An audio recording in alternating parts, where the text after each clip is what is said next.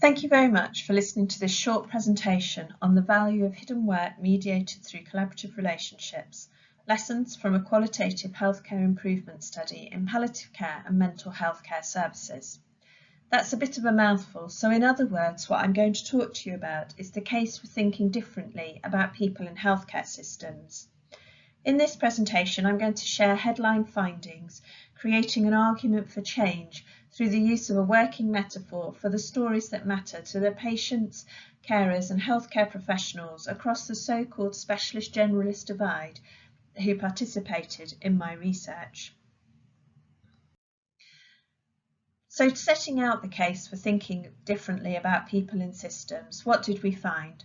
I want you to think about living in an archipelago, an open ecosystem. This would be a geographic area where people have to work together in the context of the weather and landscapes to form a bubble of life. It requires open thinking, confirming diversity, meeting and understanding each other, and exerting great caution before defining norms because of the potential consequences of this. It requires thinking about what a community needs to endure and persist, accepting the idea of change, rather than imposing thoughts of absoluteness on ourselves and others. In the context of palliative care and mental health care, equity is not created through structural standardisation, yet professionals feel that they need permission to work relationally, even in situations where there's no predetermined right means to realise the end in the particular. To effect change here, organisations need to genuinely commit to human well-being, recognising the need for equality of access to relational working and care, and lowering thresholds for triggering relational work rather than saving this for the most complex cases. We need a collective approach, not just in terms of values and goals, but also to resource, including time, so that when necessary, people have space to invent the intervention through deliberate, thoughtful choices and the application of practical wisdom for moving between the particular and the general. This leads to a new question: what will facilitate social interaction to circumvent divisive differences in pattern structures, language, tacit understanding and practice goals? With my research participants, I've developed the concept of collective social safety to describe the necessity of being safe with each other in a common purpose. This concept goes beyond physical and psychological safety of the individual, concepts I'm sure you're aware of. It is founded on trust and negotiation of shared understanding, generated through shared experience and dialogue using shared language and meanings, with flexibility and nuance in the face of changing circumstances and needs. And in order to navigate the system and create collective social safety, we need to pay attention to relational glue, the support constructed between people, and relational reach, the bridging work people do to link across the system.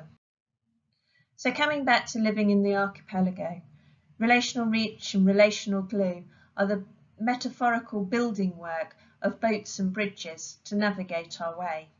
And to achieve course made good, the sailors among you will know that the sailed course is often very different to course made good, because we need to take account of the current, the weather and other contextual factors. And in the context of palliative care and mental health care, course made good requires multi-voiced, multifaceted understanding of different dimensions of proximity, not just geographical, but also moral, temporal and linguistic, if we're genuinely going to create shared practice.